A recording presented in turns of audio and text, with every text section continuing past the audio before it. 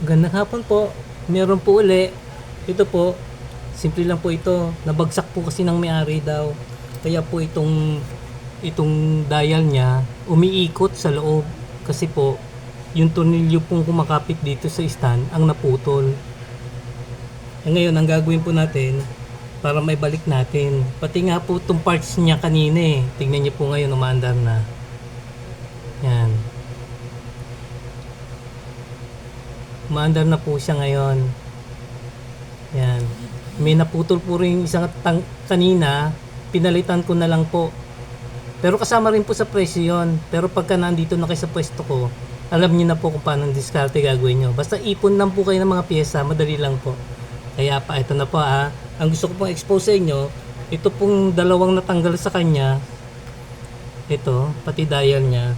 Ididikit po natin siya.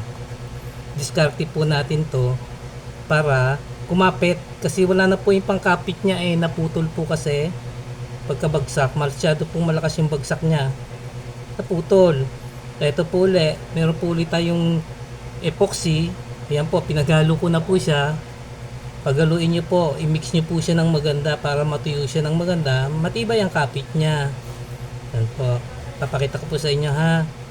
Pagka ganito pong chronograph na ganito, para maikabit nyo po siya dito, may dikit nyo. Dito po sa makina nyo ang konsentrasyon nyo. Mag-aaylo po kayo ha. Siguraduhin nyo pong sa gilid nyo po siya malalagyan ng mga pandikit. Sa gilid. Yan, huwag nyo po lalagyan sa gitna ha.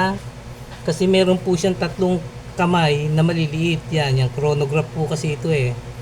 Itong mga bilog na ito, tatlong kamay po niyang maliliit. Kaya ingatan nyo po siyang malagyan nyo siya. Yan, lagyan nyo lang po ng pandikit nyo. Gilid lang po. Kung mapipilit nyo, pinakagilid lang niya. Pangkapit lang niya. Yan. Pag nalagyan nyo na po, lalagyan nyo na po ito, yung dial niya. Itatapat nyo rin po sa stand niya. Andyan pa naman po yung dalawang stand. Naputol nga lang po yung tornilyong kinakapitan nito.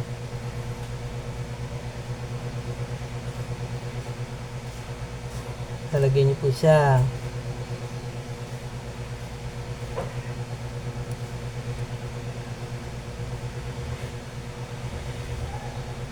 Yan.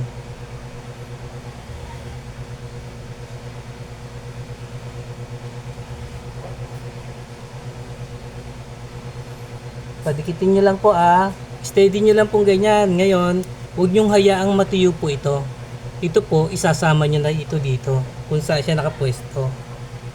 Yan. May mga butas naman po yan. Doon yun naman po lalagay sa mga butas niya. Yung pandikit. Ito pong pandikit natin na to. Dito sa mga butas. Yan nyo po ilalagay. Yan. Medyo huwag nyo po pagtatagalin yung pandikit natin ha. Hanggat makukuha nyo ng mas mabilis. Mas maganda po. Yan.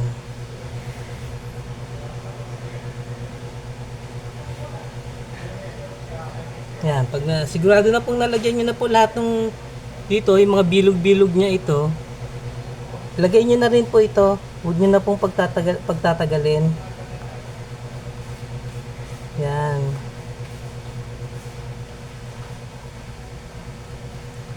Hanapin nyo lang po yung makakatapat siya. Makakatapat sa mga butas. Yan, tulad po niyan, nakatapat na po siya, nailapat na po natin siya. Hayaan nyo lang po siya matiyo. Yan, hayaan nyo lang matiyo. Para po itong mga kamay niya, ito, may balik po natin. Pati po itong kamay niyang maliliit, pang chronographs, ito po. Tatlo na ito. Dito po yan eh. Yan, antayin nyo lang po matiyo ito. Yan. Pagka alam nyo na po at natiyo na, alam nyo na, in-explain ko na rin po sa inyo kung paano yung paglalagay ng mga kamay niyan. Yun lang pong sikreto nito. Ito, pinakita ko sa inyo. Yung sa stand niya, kailangan po, gilid lang po ang lalagyan nyo hanggat maaari. Huwag nyo pipilitin na lagyan sa mga gitna. Kasi itong tatlong kamay na maliliit, ito po, hindi po yung kakapit dito sa ano niya. Kasi hindi na po siya makakaikot. Pagka nadikitan po siya, hindi na makakaikot. Kaya sa gilid lang po. Yan ha. Ito po yung ano niya. Alam niyo na po yan. Tandaan niyo po yan. Dagdag kaalaman po yan para lang maiwasan nating wag na ito. May balik natin ng maganda. Naiikot pa rin siya yung maliliit na kamay na ito. Iikot pa rin siya. Kasi pag nalagyan po natin ng pandikit yan dito, hindi na po siya ikot. Pati yung makina po ninyo, hindi po aandar. Kasi nakakapit po siya itong maliliit ito, nakakapit sa makina. Kaya pag alam niyo na po yung technique na yan, dinikit lang po natin talagang ginawa natin. Pero pera po siya. Tandaan niyo po yan ha. Okay, thank you po. God bless po.